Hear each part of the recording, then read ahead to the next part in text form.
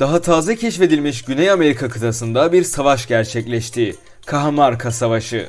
1532 yılında Peru'nun Cajamarca şehri civarında gerçekleşen bu savaşta bir tarafta İnka İmparatoru Atahualpa'nın emrindeki 80 bin İnkalı'dan oluşan büyük İnka ordusu, öbür tarafta ise İspanyol Fatih Francisco Pizarro'nun 168 askerlik ayak takımı vardı.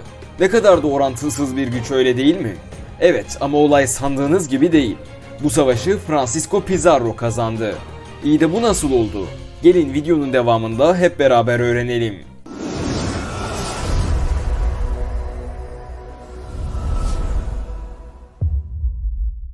1492'de keşfedilen yeni kıtada keşif hareketleri başlasa da aslında yerli halkla ilk askeri manada çarpışma 1532 yılında gerçekleşen Cajamarca Savaşı'nda gerçekleşmişti. İnkalar bu savaşta 80 bin askerden oluşan bir orduyla savaşırken İspanyol güçleri sadece 168 kişiydi. Ancak bu savaş İspanyolların mutlak galibiyetiyle sonuçlanmış, 7000'den fazla İnka askeri öldürülmüş, öldürülenlerden çok daha fazlası ve imparatorları Atahualpa önce esir alınıp sonrasında öldürülmüş, bu olayla İnka İmparatorluğu yıkılış sürecine girmiş ve kısa süre içinde tamamı İspanyollar tarafından fethedilmişti. Peki nasıl oldu da İnkaların 80 bin kişilik koca ordusu, 168 kişilik İspanyol ayak takımı tarafından böyle büyük bir yenilgiye uğratılmıştı?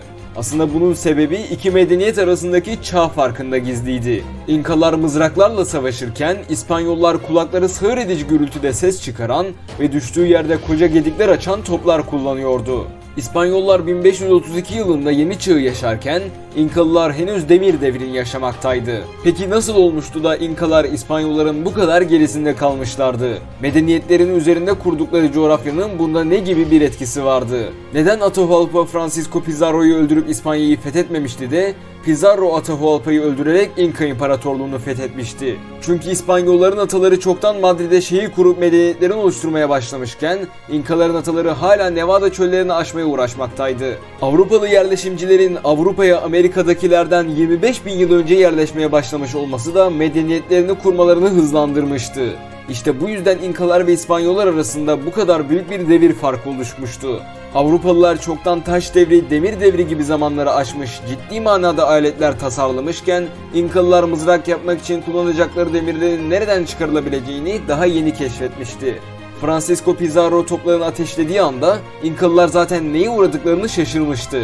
Korkudan nereye kaçacaklarını şaşıran İnkalılar izdiham yaratmış, birbirlerinin üzerine kapanarak diğer İnkalıları boğmuştu. Diğerleri de İspanyol süvarilerinin atları altında kalarak hemencecik ölüyordu. Bu savaşta hiçbir İspanyol askeri ölmemiş, sadece bir tanesi yaralanmıştı. Çünkü İnkalılar onlara karşı koymamıştı bile. Hatta bazı İnkalılar Pizarro'yu Atahualpa'ya haddini bildirmek için gelen tanrı sandı. Belki de izdiham yaratanlar tanrı olduğunu düşündükleri Francisco Pizarro'ya yaranmak için böyle bir şey yapmıştı. Savaş sonunda Atahualpa esir alınmış ve kısa bir süre sonra da öldürülmüştü. Başsız kalan İnka İmparatorluğu bu küçük birlik tarafından kolayca fethedilmişti. Hiçbir İnkalı onlara karşı koymuyordu zaten. Koskoca İmparator Atahualpa'yı dakikalar içinde esir almıştı bu adamlar.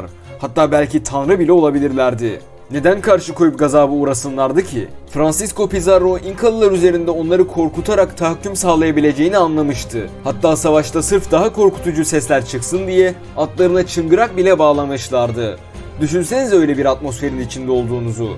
80 bin kişisiniz ama elinizde sadece mızraklar var. Karşınızdaki 168 kişi size doğru bir cisim tutuyor ve bir anda göz alıcı bir ışık parlıyor. Ardından kulakları sağır edici bir ses.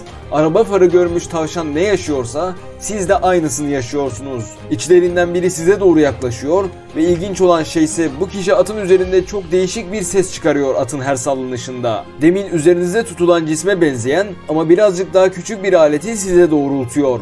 80 bin kişide olsanız bu teknoloji karşısında bir hiçsiniz. Elinizdeki mızrağı atma cesareti bile göstermiyorsunuz. Çünkü ya bunlar tanrıysa, ya sizi gazaba uğratırsa, işte yaşadığınız coğrafya bunları yaşamanıza etki ediyor. Siz neden barutu hala icat edemediniz?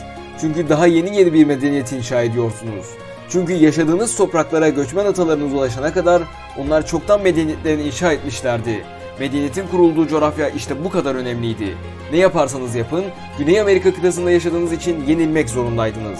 İşte bu yüzden siz Avrupa'ya coğrafi keşifler düzenleyememiştiniz de onlar sizin topraklarınıza keşifler düzenlemişti. Sizin sorununuz atalarınızın Amerika kıtasına daha önce gelmesiydi. Coğrafya belki de tam olarak bu yüzden kaderdi. Böylece bir videomuzun daha sonuna geldik. Videolarımızdan haberdar olmak için abone olmayı ve bizlere destek olmak için videoyu beğenmeyi unutmayın.